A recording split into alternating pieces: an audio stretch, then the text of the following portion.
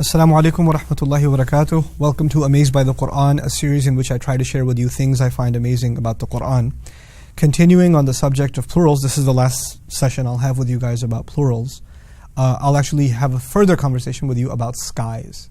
I mentioned this in a previous session where I talked to you about the difference between sky and skies. And I told you that sky in the Qur'an is actually limitless.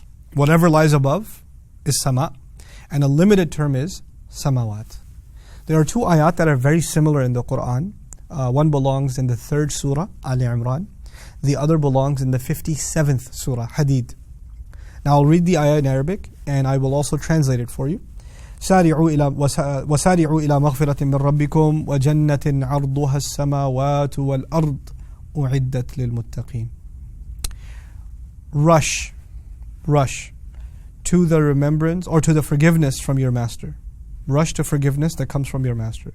And rush towards a heaven, a Jannah, a garden, whose size is the skies and the earth. Now I'd like you to remember this part.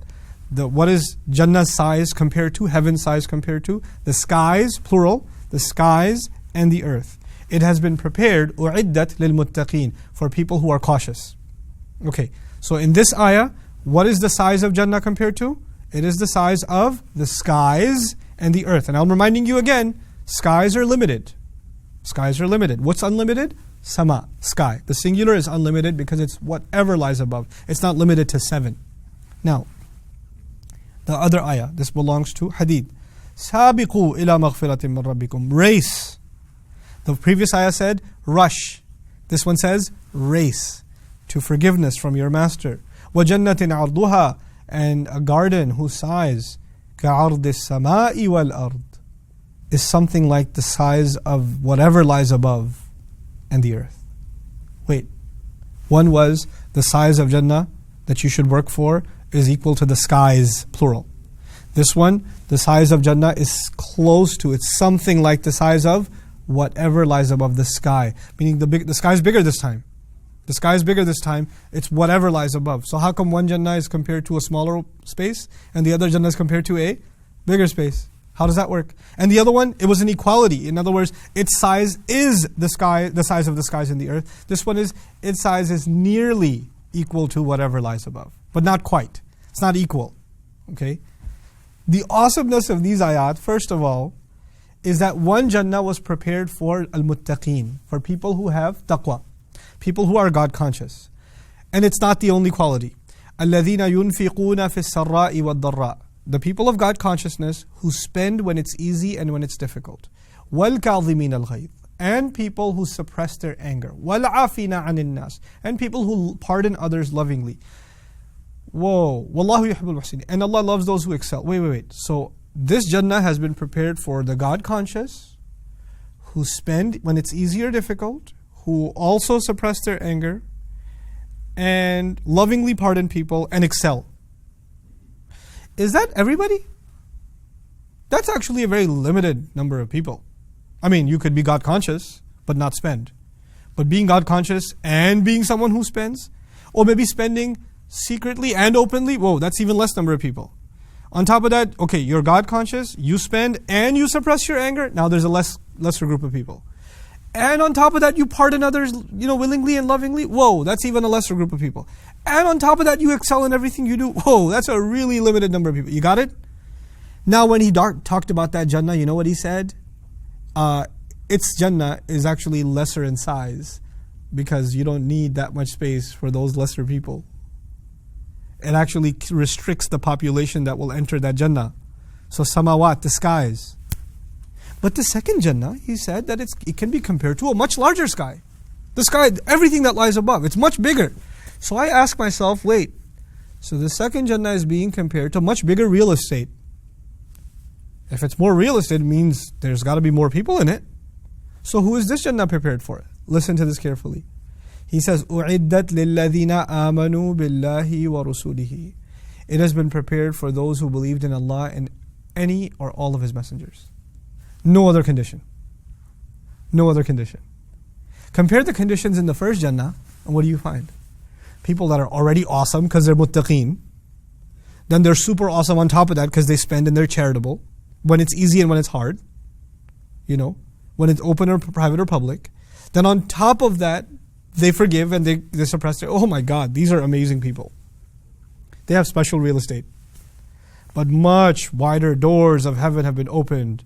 And the only condition God places on these people is, so long as you believe in Allah and His messengers. Look at the word messengers. Because you know what that does? That opens the door to everybody, from Adam alayhi salam to now, anybody who believed in any messenger. It's so broad. Now, when you appreciate that, then you start realizing that Allah has actually opened the gates of Jannah pretty wide in this next ayah.